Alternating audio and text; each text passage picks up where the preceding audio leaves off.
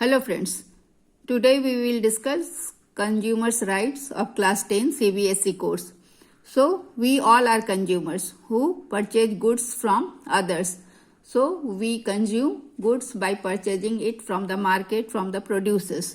So in the market, two types of participants are there. First, producers, and the second, consumers. So producers are those who produce the goods and services in different sectors of the economy. As we all know, there are three sectors in the economy: primary sector, secondary sector and tertiary sector. Primary sector प्राथमिक क्षेत्र, जिसमें क्या होता है, agriculture and all the activities which is related to land. So उसमें pisciculture, fishery जिसको कहते goatery, बकरी पालन, dairy, all the types of mining, all the types of activities which are related to land are considered as primary sector activities. So primary sector में भी producers होते हैं. They produce, agriculturists produce grains for us, and dairy owners produce milk, curd and milk products for us. So all these types are things are produced, so they are producers. And industry, in the manufacturing sectors, the different types of commodities are manufactured which we use. And in the service sector, who are they? In tertiary sector, we get the services of doctor, nurses, teachers, etc. So whose services we also take or purchase. So we are purchasers or consumers of their services too. So in other words, primary sector, secondary sector and service sector के सारे products को हम लोग खरीदते हैं और वहाँ जो भी प्रोड्यूस करते हैं. तो sometimes we are producers too as well as consumers also. तो हम लोग जैसे कंज्यूमर हैं वैसे कहीं कहीं पर प्रोड्यूसर भी हैं. तो कभी हम दूसरे के प्रोडक्ट को खरीदते हैं, कभी हमारे प्रोडक्ट को कोई खरीदते हैं. तो ये हुए प्रोड्यूसर्स एंड कंज्यूमर्स में हो गए हम लोग जो परचेज कर रहे हैं इनके सर्विसेज को, इनके थिंग्स को, इनके final goods and services produced by primary secondary and tertiary sector के जो प्रोड्यूसर्स होते हैं उनके प्रोडक्ट्स को जो खरीद रहे हैं हम आप सब. We all are consumers. Sellers try to shift their liability. अब सेलर जो भी है या प्रोड्यूसर जो है उसको टैक्स देना पड़ता है. Whenever he producers he has to purchase raw materials and he has to give laborers their wages. So he has to incur many types of costs. So whenever he pays the tax, वो tax जब देता है तो वो क्या चाहता है कि उसका जो टैक्स की लाइबिलिटी है वो बायर्स पे शिफ्ट कर दे. तो उसमें क्या है कि वो सारा का सारा बायर्स पे शिफ्ट करके बायर्स को या कंज्यूमर्स को एक्सप्लॉइट करना चाहता है. तो इससे प्रोटेक्शन के लिए कंज्यूमर्स को अवेयर होना पड़ता है और they have to know their rights and they are given some rights which will protect them from being exploited by the producers और सेलर्स.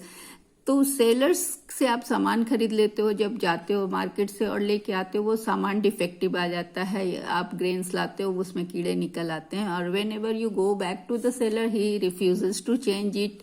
वो कहता है नहीं मुझे नहीं, आपको देख कर लेना था, आपको एक्सपायरी देख लेना था. तो वो वापस करने को तैयार नहीं होता. और दूसरी बात क्या है कि हम लोग जाते हैं सामान, छोटा मोटा सामान लेते हैं, we don't take the bills. If we have no bill he is not ready to entertain us. तो ये सारी चीज कुछ हमारी तरफ से भी गलतियां होती हैं. तो उसमें सेलर क्या होता है कि कंज्यूमर को हेल्प नहीं करता, उनको एक्सप्लॉइट करता है. तो इसलिए इनको बचाने के लिए रूल्स एंड रेगुलेशंस जरूरी होता है कंज्यूमर्स के सेफ गार्ड के लिए. तो भारत में कंज्यूमर मूवमेंट शुरू हुआ, लोगों को बहुत एक्सप्लॉइटेशन होने लगा तब ग्रुप बनाकर लोगों ने अवेयरनेस जारी किया. तो क्यों शुरू हुआ ये कंज्यूमर मूवमेंट? क्योंकि यहाँ पर कोई लीगल सिस्टम नहीं था कंज्यूमर को प्रोटेक्ट करने का. सेलर्स के एक्सप्लॉइटेशन से बचाने के लिए कोई कानून नहीं था.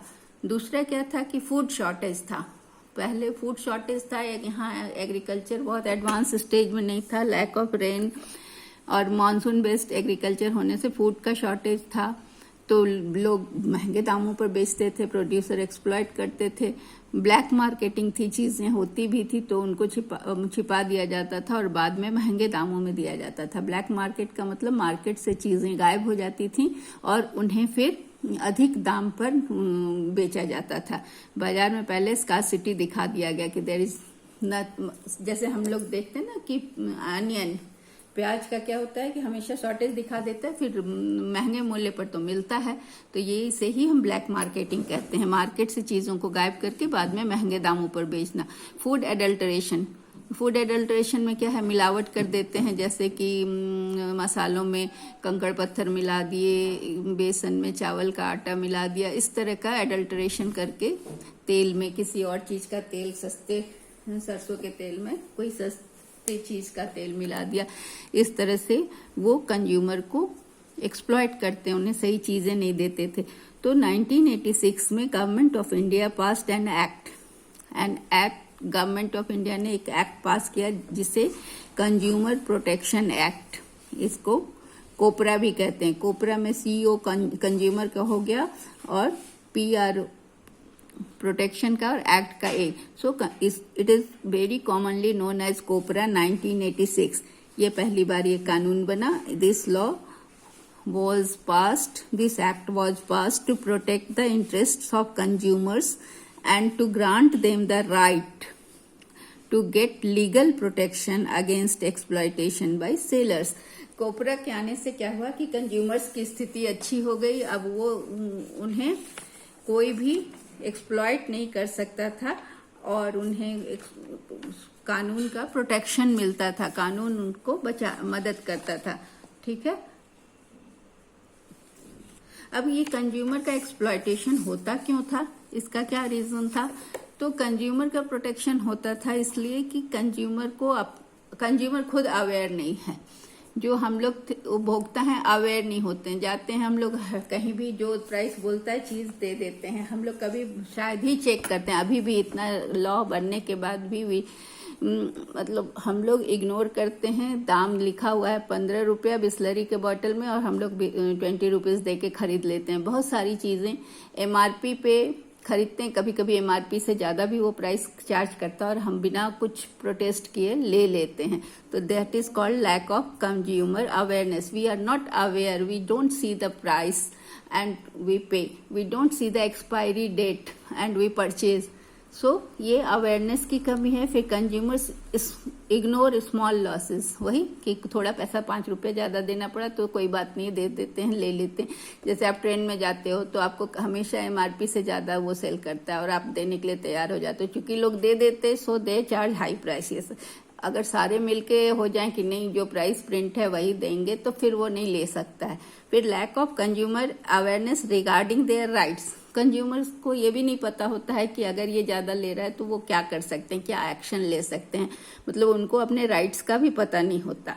फिर lack of proper monitoring of rules and regulations, जो भी रूल है कंज्यूमर प्रोटेक्शन का वो गवर्नमेंट या जो फिर मैनेजर होता है, ट्रेन में तो चीजें जो बेचती है उसके तो मैनेजर होते हैं जो गवर्नमेंट एम्प्लॉय होते हैं, तो वो मॉनिटर नहीं करते चीजों को सही से, बल्कि खुद भी वो फायदा उठाते हैं, जो कि करप्शन के अंडर आता है कि करप्टेड लोग रहते हैं तो वो फायदा उठाने के लिए लोगों को एक्सप्लॉइट करते हैं और मनमानी दाम वसूल करते हैं।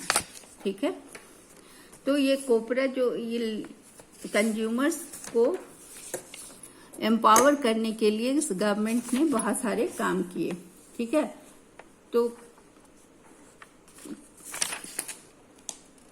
पहला ये किया कि कंज्यूमर प्रोटेक्शन एक्ट कोपरा पास हुआ, जो कि हमने देखा 1986 में, कंज्यूमर को एक्सप्लॉयटेशन से बचाने, सेलर के एक्सप्लॉयटेशन से बचाने के लिए। दूसरा हुआ right to information act pass हुआ, जिसके अंदर हर लोगों को ये राइट मिला कि they should know the functioning of various government departments। अलग अलग जो गवर्नमेंट के डिपार्टमेंट हैं उनके फंक्शनिंग कैसे हैं, क्या काम हो रहा है, इसको जानने का अधिकार मिला। उसके अलावा उनको ये भी अधिकार मिला कि जो भी चीज वो परचेज करते हैं उसके बारे में उनको पूरी जानकारी मिले। इसके अलावा कंज्यूमर कोर्ट्स बनाए गए, जो कि डिस्ट्रिक्ट लेवल, स्टेट लेवल और नेशनल लेवल पे बनाए गए, ताकि कंज्यूमर का जो भी ग्रीवांस है, जो भी उनकी शिकायतें हैं वो उसका रिड्रेशन हो सके। ये 3 टायर पे जुडिशियल मशीनरी काम करती है। इसको हम आगे डिस्कस करेंगे। पहले हम ये जान लें कि every consumer has right to know, क्या क्या कंज्यूमर का राइट है जानने का। कोई भी product, when you go to purchase any product from the market, you have right to know the details of the ingredients of the product. आप जो भी प्रोडक्ट खरीद रहे हैं उसमें क्या क्या इंग्रेडिएंट है, that must be written on the product itself, and if not then you have right to ask the seller, and seller has to say everything, has to give every information to you regarding that product. फिर you have right to know the date of manufacturing of the product, कि वो कब बना है और क्या उसका expiry date है, वो कब तक सही रहेगा। फिर प्रोड्यूसर और seller has no right to sell the expired products whose date has expired should not be sold. If it is done, then it is a punishable offense. Price, you have to know the price of the product, and whenever you purchase a thing, there must be the address of the manufacturer, जिसने उसे बनाया उसका address होना चाहिए, so that कि अगर कोई आपका ग्रीवांस है तो आप उसको लिख सकते हैं। India observes 24 December as National Consumers Day every year. 24 दिसंबर को कंज्यूमर डे मनाया जाता है। यहाँ तो इस मतलब कंज्यूमर्स का जो भी कोर्ट है या कंज्यूमर का जो भी केसेस को सुलझाया जाता है वह इतना स्ट्रांग नहीं है जितना फॉरेन कंट्रीज में। फॉरेन कंट्रीज में तो एक आप लोगों को मैं एक कहानी बताती हूँ कि किसी व्यक्ति ने माइक्रोवेव में कैट को, बिल्ली को नहलाकर डाल दिया और माइक्रोवेव में गर्म किया, बिल्ली मर गई। उसने माइक्रोवेव कंपनी पर केस कर दिया because it was not written in the instruction book of the microwave कि बिल्ली को आप गर्म नहीं कर सकते, and that company has to pay huge amount of compensation to the consumer. So foreign countries में कंज्यूमर राइट्स बहुत इम्पॉर्टेंट है और कंज्यूमर कोर्ट बहुत इफेक्टिव हैं। हमारे देश में इतना इफेक्टिवली काम नहीं हो रहा है इस पे। कोपरा का जो 3 टायर क्वासी जुडिशियल मशीनरी है, क्वासी जुडिशियल मतलब सेमी, वो कानूनी न्यायिक मशीनरी है जो कि डिस्ट्रिक्ट लेवल पे डिस्ट्रिक्ट फोरम कहलाती है, और ये कोर्ट डिस्ट्रिक्ट फोरम में 20 लाख तक के केस को डील करती है। आपका अगर कोई केस है, अगर आपने कोई चीज़ खरीदा वो खराब निकल जाता है, फ्रिज हो, वॉशिंग मशीन हो, कोई भी चीज़ हो जो 20 लाख तक का चीज़, आप डिस्ट्रिक्ट लेवल में डिस्ट्रिक्ट फोरम में जाकर कंप्लेन कर सकते हैं। इसके लिए आपको क्या करना है कि जब भी आप कोई चीज़ खरीदें उसके बिल को बहुत सहेज कर रखें। बिल होना बहुत ज़रूरी है। अगर बिल नहीं है आपके पास, रिसीट नहीं है, तो आप फिर कोई आपका केस कमज़ोर हो जाएगा। So when ever you purchase anything, arrange every bill in A systematic manner and keep it in a safe place so that its guarantee, warranty, everything can be claimed. दूसरा है स्टेट कमीशन। इस state commission में जब district level पे कोई court, district level के court पर consumer court में जब आपका मामला नहीं सॉल्व होता, then you can appeal in the state level, that is known as a state commission which deals the cases involving 20 lakh to 1 crore का कोई केस है तो उसको आप स्टेट कमीशन में जा सकते हैं। अब आप सोचेंगे कि इतना महंगा और इतनी प्राइस का कौन सा चीज़ होता है। रियल एस्टेट की चीज़ें होती हैं, घर खरीदते हो आप, बड़ी बड़ी गाड़ियां खरीदते हो, तो ये सब इतने महंगे होते हैं जिनके लिए स्टेट कमीशन की भी ज़रूरत होती है। डिस्ट्रिक्ट कमीशन से काम नहीं चले तो। तीसरा है नेशनल लेवल पर नेशनल कमीशन। नेशनल लेवल का जो कोर्ट होता है उसे नेशनल कमीशन कहते हैं, और वो 1 करोड़ से ऊपर का केस को डील करता है। बट इन केस अगर डिस्ट्रिक्ट लेवल में आप सेटिस्फाइड नहीं हो, स्टेट लेवल में नहीं सेटिस्फाइड हो, तो आप नेशनल लेवल में भी जा सकते हो, अपील कर सकते हो। फिर कंज्यूमर्स के कुछ राइट्स दिए हुए हैं। कंज्यूमर के राइट्स हैं, कंज्यूमर को मतलब हमारे देश के कंज्यूमर जो हैं अपने राइट्स को जानते नहीं हैं, इसलिए भी वो शोषण का शिकार होते हैं, वो एक्सप्लॉइटेड होते हैं। पहला है राइट ऑफ टू इंफॉर्मेशन, मतलब आरटीआई एक्ट जो है वो हर सिटीजन को बताता है कि गवर्नमेंट के डिपार्टमेंट्स का क्या फंक्शनिंग है। मान लीजिए कि सप्लाई का है, गवर्नमेंट का फूड सप्लाई का डिपार्टमेंट है, तो उसका फंक्शनिंग क्या है, वो सही से कर रहा है कि नहीं काम। अगर जो फूड सप्लाई आ रहा है पीडीएस में, जो पब्लिक डिस्ट्रीब्यूशन सिस्टम में जो आ रहा है राशन की दुकानों में, वो सही आ रहा है कि नहीं, तो ये सारा फंक्शनिंग आपको वहाँ, अगर उस डिपार्टमेंट का जानना है तो आप वहाँ की भी जानकारी ले सकते हैं, क्योंकि आपको राइट टू इन्फॉर्मेशन है, इन्फॉर्मेशन प्राप्त करने का अधिकार है।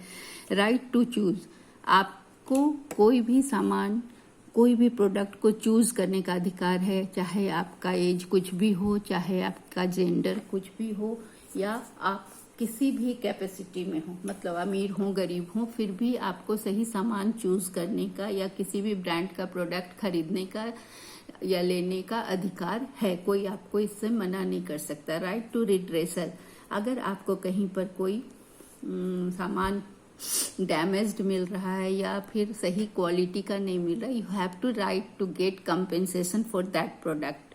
एंड प्रोटेक्शन भी आपको ये ऐसे गलत ट्रेड प्रैक्टिसेस से प्रोटेक्शन भी प्राप्त करने का अधिकार है। For this you can go and appeal any district level court और consumer court for redressal of your complaint. अगला है राइट टू रिप्रेजेंट। अगर मान लीजिए, ये राइट क्या बताता है कि आप किसी भी मैन्युफैक्चरर्स जो आपकी बात को नहीं मान रहा है, आपके सुनवाई नहीं कर, आप खराब डिफेक्टिव चीज को चेंज करने के लिए नहीं तैयार है, तो आप उसके अगेंस्ट में केस भी फाइल कर सकते हैं। कंज्यूमर जो है अब क्या कर सकते हैं, लोकल लेवल पे कंज्यूमर फोरम्स बना सकते हैं, आर्टिकल्स लिख सकते हैं, एग्जीबिशन कर सकते हैं, सेलर्स के एक्सप्लॉयटेशन के अगेंस्ट वो जुलूस भी निकाल सकते हैं, आवाज उठा सकते हैं। और ऐसे करने से क्या होगा कि सेलर उनको कभी भी एक्सप्लॉयट करने की कोशिश नहीं करेगा, और ऐसे ग्रुप्स को सरकार की तरफ से फिनेंशियल हेल्प मिलता है, सो दैट कि कंज्यूमर अवेयरनेस क्रिएट हो सके। तो क्योंकि देखो अब बहुत सारी कंपनी बाहर की भी आ गई हैं हमारे देश में, और अगर वो सही प्रोडक्ट नहीं देंगी और कंज्यूमर का एक्सप्लॉयटेशन करेंगी, तो consumer has right to go against them to the court. The consumer movement has progressed in the country. अब ये क्या है, पीपल को कंप्लेन करना और कॉम्पेंसेशन प्राप्त करना आसान हो गया।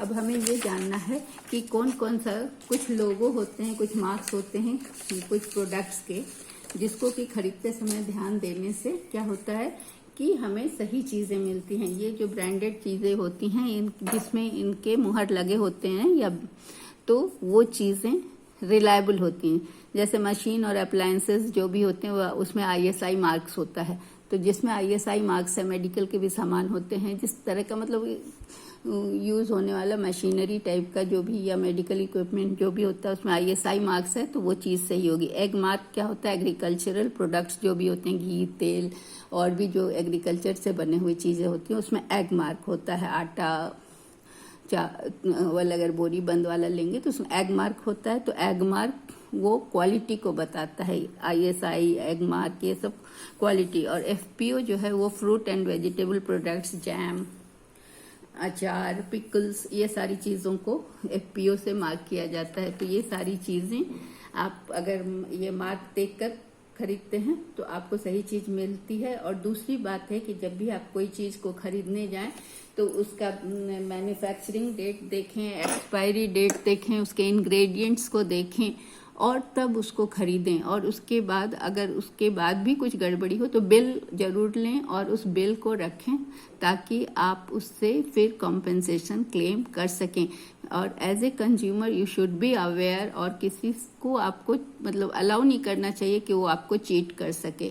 सो आप इकोनॉमिक्स इसीलिए आपको पढ़ाया जा रहा है इस 9th 10th क्लास में, ताकि आप एक अवेयर कंज्यूमर बने, एक अच्छे सिटीजन बने देश के, जो जिसमें अवेयरनेस हो अपने राइट्स के प्रति और गलत चीजों के प्रति आवाज उठाने की भी क्षमता हो। सो इसीलिए कंज्यूमर प्रोटेक्शन राइट आप लोगों को पढ़ाया जा रहा है इस अर्ली एज में। Okay, thank you.